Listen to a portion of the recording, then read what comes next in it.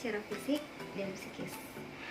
Ya, kali ini saya akan membawakan materi di kelas 11, yaitu tentang cara kerja otak kiri dan otak kanan.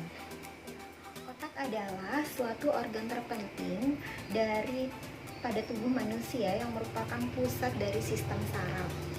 Ya, volume otak berkisar sekitar 1350 cc dan mempunyai 100 juta sel saraf atau neuron untuk menunjang fungsinya. Otak yang terletak di dalam kepala itu akan mempunyai beberapa fungsi, yaitu sebagai pusat regulasi sebagian tindakan yang dialami dan sebagai pusat pengatur organ-organ tubuh, misalnya mengatur kerja jantung, hati, dan lain-lainnya. Otak terbagi menjadi 4 bagian, yaitu yang pertama otak besar atau yang disebut cerebrum, yang kedua adalah otak kecil atau cerebellum, kemudian ada yang disebut sebagai batang otak atau brainstem, dan yang keempat adalah sistem limbik. Sesuai dengan namanya, maka otak besar ini adalah merupakan bagian yang terbesar pada otak.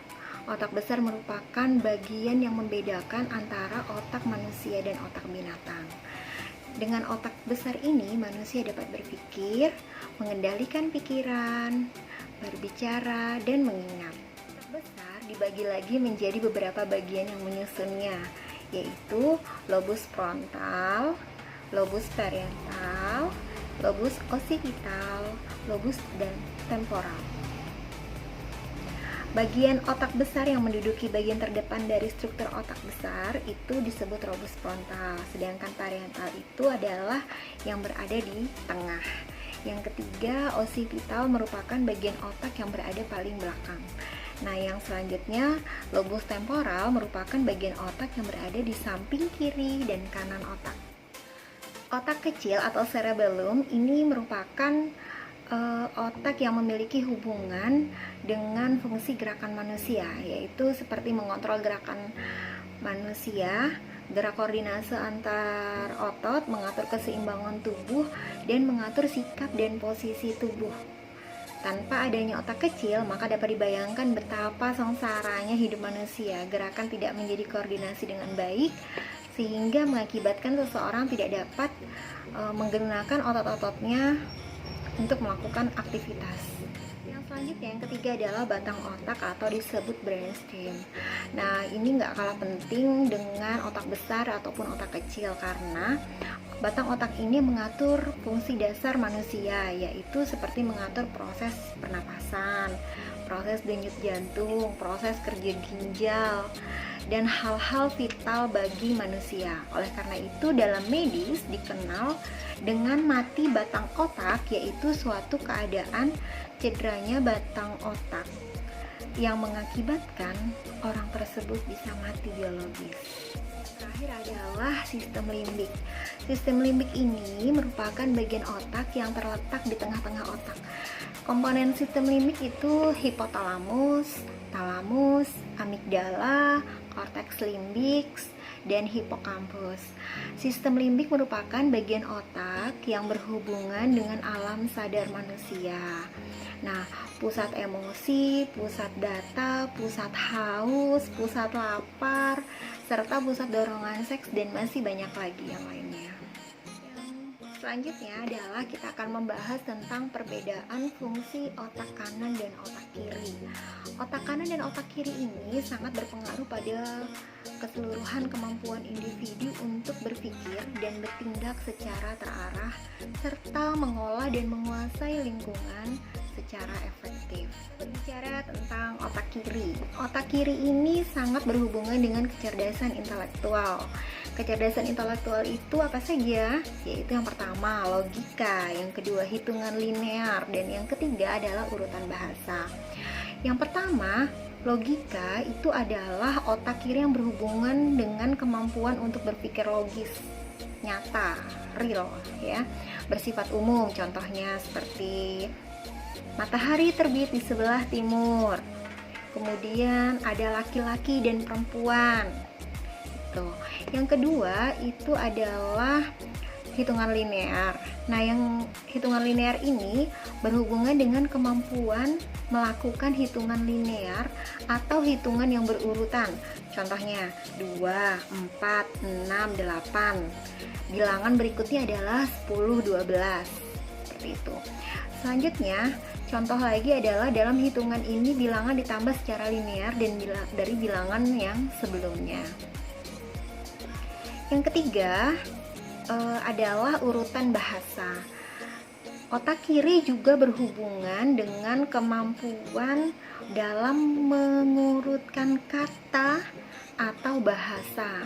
Contohnya, jika kambing makanannya rumput, maka mobil menggunakan bensin. Kemudian ada sendok, ada garpu. Kemudian maka kalau ada amplop harus ada perangko. Nah, itu urutan-urutan bahasanya. Nah, yang selanjutnya adalah fungsi otak kanan. Ritme yang pertama atau irama itu setiap arranger pasti berusaha membuat aransemen musik yang berbeda dengan aransemen musik orang lain. Karena jika mereka membuat aransemen musik yang sama, maka akan dikatakan sebagai plagiat. Nah, adanya keharusan membuat aransemen yang berbeda ini akan memicu mereka membuat irama yang berbeda dalam musiknya. Hal ini akan mengembangkan kemampuan otak kanan mereka. Biasanya itu seniman. Nah, yang kedua itu adalah kreativitas. Otak kanan berhubungan dengan kemampuan menampilkan kreativitas. Kreativitas bisa nampak ketika seseorang selalu mencari cara yang baru dan berbeda dari cara-cara yang dipakai oleh orang-orang lain yang sebelumnya, yang ada di sekitarnya. Yang ketiga adalah imajinasi. Nah, imajinasi adalah daya khayal yang positif tentunya. Bisa nampak ketika seseorang menciptakan sesuatu yang baru dan belum pernah ada sebelumnya. Tetapi juga bisa mengubah karya yang ada itu dimodifikasi dengan yang baru. Selanjutnya adalah dimensi. Nah, dimensi ini adalah kemampuan pandang ruang. Orang yang biasa bekerja di bidang yang berhubungan dengan dimensi ini biasanya sebagai arsitek, desain interior, perkembangan otak kanannya itu selalu bagus. Nah, selanjutnya adalah holistik yang terakhir. Holistik ini berpikirnya secara menyeluruh. Nah, artinya setiap orang yang mempunyai kemampuan berpikir holistik ini, maka dia akan melihat setiap pekerjaan dan persoalan secara menyeluruh. Contohnya seperti ini. Ketika seorang ibu membuat sate ayam, maka dia menyuruh putrinya untuk pergi ke pasar untuk belanja keperluan. Jika putrinya ini membeli daging ayam saja, maka otak kirinya masih dominan, ya. Tapi kalau dia cerdas, secara otak kanannya, dia menggunakan cara berpikir otak kanan, maka dia tahu ibunya akan membuat sate ayam, maka dia tidak hanya membeli daging, tapi juga akan membeli bumbu, bahan untuk bumbunya, membeli kacang misalnya, membeli bawang, dan membeli kecap seperti itu. Nah, tetapi jika dia cuma membeli daging, maka dia berpikirnya belum holistik. Kalau dia berpikir holistik berarti otak kanannya berkembang mengimbangi otak kiri. Otak kiri dan otak kanan tadi yang kita bahas, biasanya orang banyak yang bilang otak kiri itu berhubungan intelektual, sedangkan otak kanan itu berhubungan dengan kecerdasan imajinatif atau seni gitu ya. Dan kebanyakan orang-orang otak kiri ini biasanya sains, otak kanan ini sosial. Terus otak kiri ini karena berpikirnya secara logis, itu tadi kebanyakan dimiliki oleh para pria atau laki-laki.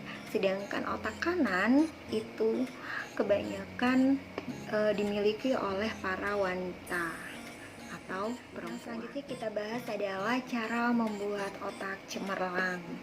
Ya, berikut adalah cara membuat otak supaya cemerlang itu seperti apa aja sih. Ya, yang pertama, selalu bersikap dan berpikir positif. Sebelumnya, di materi-materi sebelumnya, mungkin kita udah pernah membahas tentang berpikir dan bersikap positif. Nah, seperti itu ya. Jadi yang kedua adalah harus senantiasa berpikiran yang bersih. Yang ketiga, memiliki motivasi dan berdaya saing, bekerja secara sehat dan positif. Yang keempat, mengkonsumsi makanan yang sehat untuk kecerdasan otak yang bergizi tentunya. Yang kelima adalah senantiasa melakukan senam atau gerakan yang bisa merangsang otak. Makanya kadang ada yang disebut senam otak gitu ya. Itu jadi senam bisa menyegarkan fisik dan psikologis juga. Selanjutnya, senantiasa mengatur waktu tidur yang cukup untuk otak beristirahat. Nah, apalagi untuk pandemi seperti saat ini, rutinitas atau jam kerja, jam belajarnya agak berbeda. Jadi kadang-kadang waktunya itu susah tidur malam dan susah bangun untuk pagi. Nah, itu perlu diatur lagi sedemikian rupa supaya tidak terbalik jamnya. Malamnya digunakan untuk bergadang, sedangkan paginya digunakan untuk tidur. Yang selanjutnya, yang terakhir, jangan lupa untuk berdoa dan bersihkan pikiran-pikiran yang kotor atau piktor. Ya, menjadi remaja-remaja yang sehat dan cerdas, memiliki otak cemerlang. Ini adalah resep-resepnya untuk orang cerdas. Apa sih resepnya? Setelah kita tadi membahas tentang otak kanan dan otak kiri, tentunya banyak kelebihan dan kekurangan masing-masing. Tapi di sini adalah orang cerdas adalah pengguna otak kanan dan otak kiri yang seimbang menggunakan kedua otak tersebut. Dengan mempelajari bagaimana menggunakan kedua sisi otak, yaitu otak kanan dan otak kiri, berarti mengembangkan kekuatan otak kita seperti seorang yang cerdas. Pada umumnya, manusia menggunakan 90% otak kiri dan 10% otak kanan.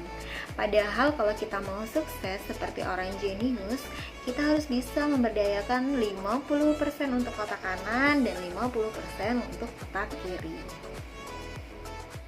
Ya, demikian tadi materi kita pada hari ini tentang cara kerja otak kanan dan otak kiri, fungsi-fungsi otak, juga bagaimana caranya menjadi pribadi yang cerdas, memiliki otak yang cemerlang.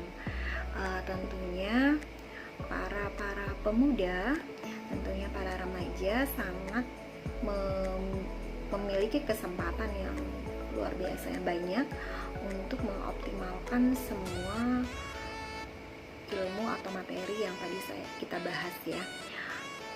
Semoga saja bisa seperti di closing tadi, bahwa kita bisa menggunakan kecerdasan atau menggunakan fungsi kedua otak itu secara seimbang.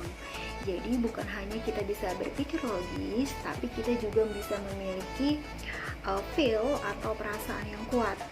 Jadi orang yang lebih sensitif, lebih peka lagi dengan otak kanannya, berdaya imajinatif yang tinggi, tapi juga tidak melupakan bahwa semua kehidupan itu harus berjalan sesuai dengan logika, dan tentunya dibarengi dengan perasaan atau sensitivitas terhadap kehidupan orang lain. Sekian materi dari saya. Kurang lebihnya saya minta maaf apabila ada kesalahan, dan terima kasih atas segala perhatiannya. Semoga kita semua diberikan kesehatan dan kita semua bisa memiliki pribadi-pribadi yang lebih baik lagi setiap harinya, supaya kita menjadi individu yang bermanfaat di muka bumi ini. Terima kasih. Assalamualaikum warahmatullahi wabarakatuh.